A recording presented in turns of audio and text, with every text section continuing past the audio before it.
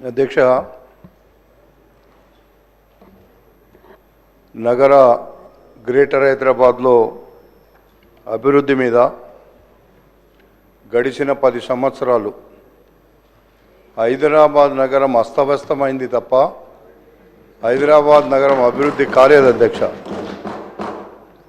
హైదరాబాద్ నగరాన్ని విశ్వనగరంగా తీర్చిదిద్దుతామని, హైదరాబాద్ నగరాన్ని అమెరికా చేస్తామని, లండన్ చేస్తామని, హైదరాబాద్ నగరాన్ని ఇస్తాంబుల్ చేస్తామని ఇలాంటి డైలాగులు చాలా చేసినారు అధ్యక్ష.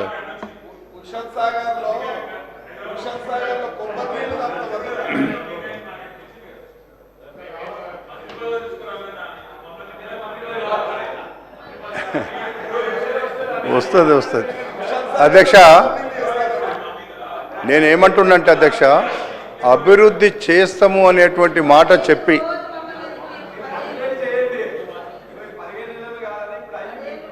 చేస్తాం అభివృద్ధి చేస్తామని అధ్యక్ష, మన ముందే ఉంది హుసేన్ సాగర్ ఉంది. మనం హుసేన్ సాగర్ అంటాం.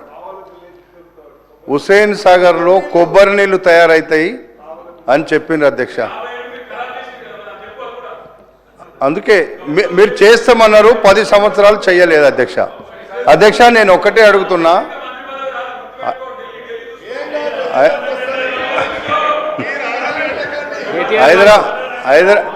అధ్యక్ష కేటీఆర్ గారు అధ్యక్ష, హైదరాబాద్ నగరంలో అందరం ఉంటాం అధ్యక్ష. అధ్యక్ష, హైదరాబాద్ నగరంలో మనం జిల్లాలలో నియోజకవర్గంలో ఎక్కడ ఉన్నా అందరు హైదరాబాద్ నగర వాసులే అధ్యక్ష. తర్వాతనే జిల్లాలు కాన్స్టిట్యున్సీలకు వెళ్తారు. ముందు హైదరాబాద్ నగరాన్ని అభివృద్ధి చేయాల్సినటువంటి అవసరం ఉందా లేదా అధ్యక్ష? ఎవరమున్నా ఏమి చేసినా కాంగ్రెస్ ప్రభుత్వం హయాంలో మేము కూడా ఉన్నాం అధ్యక్ష.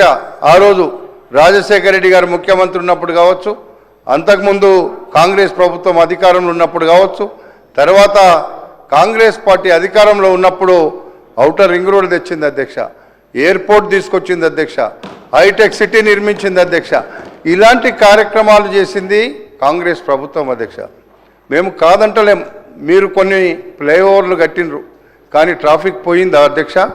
ట్రాఫిక్ ఎక్కడ కూడా ఈరోజు రోజు రోజుకు పెరుగుతున్నటువంటి జనాభాకు అనుగుణంగా హైదరాబాద్ నగరంలో రోడ్లు కానీ, డ్రైనేజ్ వ్యవస్థ కానీ, మంచినీటి వ్యవస్థ కానీ ఇప్పటికి కూడా తయారు కాలేదు అధ్యక్ష. దాని మీద రేవంత్ రెడ్డి గారు ముఖ్యమంత్రి అయిన తర్వాత ఈ ప్రభుత్వంలో హైదరాబాద్ నగరాన్ని అభివృద్ధి చేయాలనేటువంటి ఒక తపనతోని, అభివృద్ధి చేయాలనేటువంటి ఒక దూర ఆలోచనతోని కొన్ని కార్యక్రమాలు తీసుకున్నటువంటి మాట మీకు కూడా తెలుసు అధ్యక్ష. ఎందుకంటే హైదరాబాద్ నగరంలో ఉన్నటువంటి జనాభాకు, హైదరాబాద్ నగరానికి ఉన్నటువంటి విస్తీర్ణానికి చాలా తేడా ఉంది అధ్యక్ష. అందులో హైదరాబాద్ నగరం, మన అందరం కూడా ఈ నగరంలో ఉన్నాం, కానీ హైదరాబాద్ నగరంలోనే రోజు రోజు పెరుగుతున్నటువంటి జనాభాకు అనుగుణంగా ఇంకొక కొత్త టౌన్ కట్టాలనేటువంటిదే 4th సిటీ ఒక ఉద్దేశం అధ్యక్ష.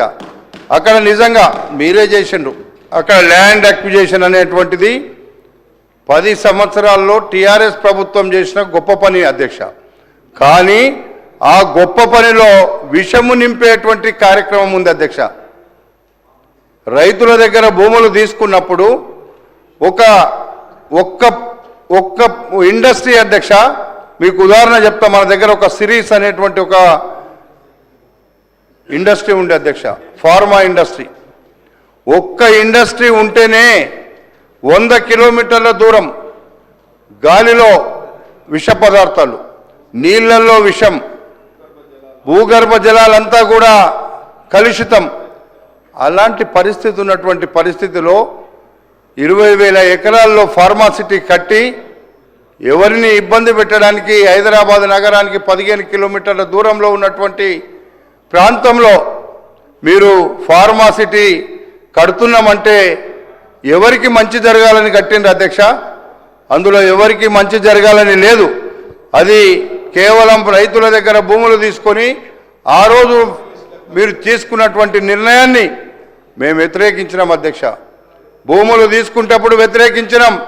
వ్యతిరేకిస్తేనే కదా నన్ను గెలిచిన తర్వాత 300 ఓట్లతో ఓడించింది టీఆర్ఎస్ ప్రభుత్వం కాదా అధ్యక్ష? మీ గుండె మీద చేసుకొని చెప్పమనండి. మల్రెడ్డి రంగారెడ్డి గెలిచిన తర్వాత మీరు ఓడించిరా లేదా అనే దానికి జవాబు చెప్పమనండి. ఇప్పుడు కూడా అక్కడ ఉన్నటువంటి ఇప్పుడు ఉంటే కూడా మీరు గెలిచిన తర్వాత అనౌన్స్ అయిన తర్వాత 6,000 ఓట్లతో గెలిస్తే మీరు అక్కడ పోలీసులను పెట్టి అధికారం ఉంది 80 సీట్లు వచ్చినాయని ఆ రోజు ఓడించిన మాట నిజం కాదా అధ్యక్ష? ఫార్మాసిటీ కోసం మీరు జిల్లాలో చూసినారు అధ్యక్ష. ఈ మోసం చేసి రాలేదు అధ్యక్ష. మోసం చేసినప్పుడు మేము ఆ రోజు ఊరుకున్నాం. ఆ రోజు మీకు అధికారం ఉంది అనేటువంటి మీకుండేటువంటి బలంతో పోలీసులను పెట్టి అక్కడ నన్ను తరిమేసినటువంటి పరిస్థితి మీ అందరికీ తెలుసు అధ్యక్ష. అందుకే నేను ఏమంటున్నంటే అధ్యక్ష, హైదరాబాద్ నగరంలో ఉండేటువంటి సమస్యల పరిష్కారానికి మీరు చేయలేకపోయిండొచ్చు. మేము చేయాలనేటువంటి ఈ ప్రభుత్వం చేయాలనేటువంటి ఒక కృతనిశ్చయంతో ఉంది.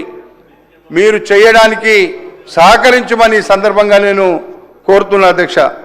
అధ్యక్ష,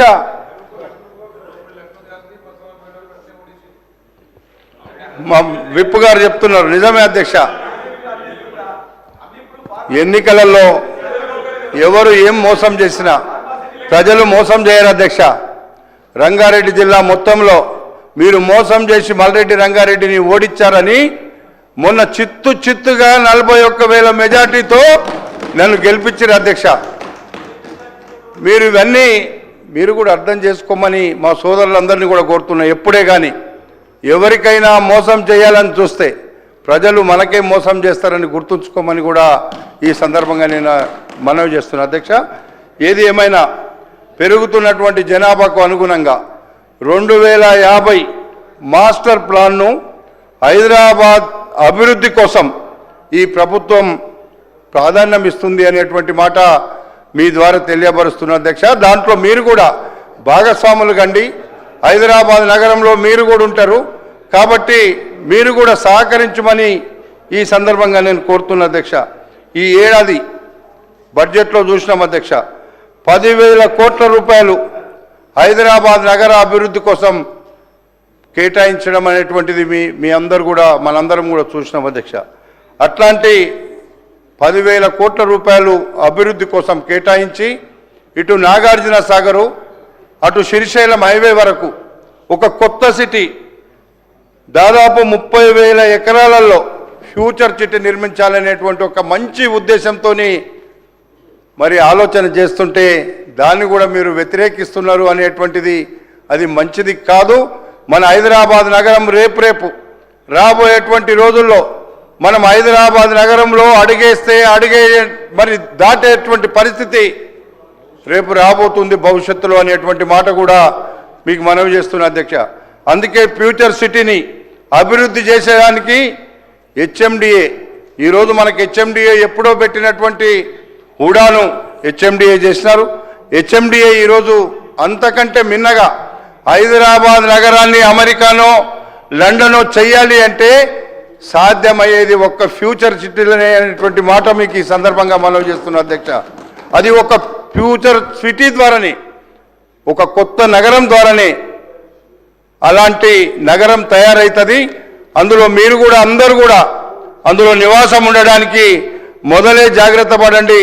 లేకపోతే ఈరోజు జూబ్లీ హిల్స్లో బంజారా హిల్స్లో ఉన్న రేట్ల కంటే ఎక్కువ అక్కడ పెరగడానికి అవకాశం ఉందనేటువంటి మాట మీకు నేను మనవి చేస్తున్నా అధ్యక్ష.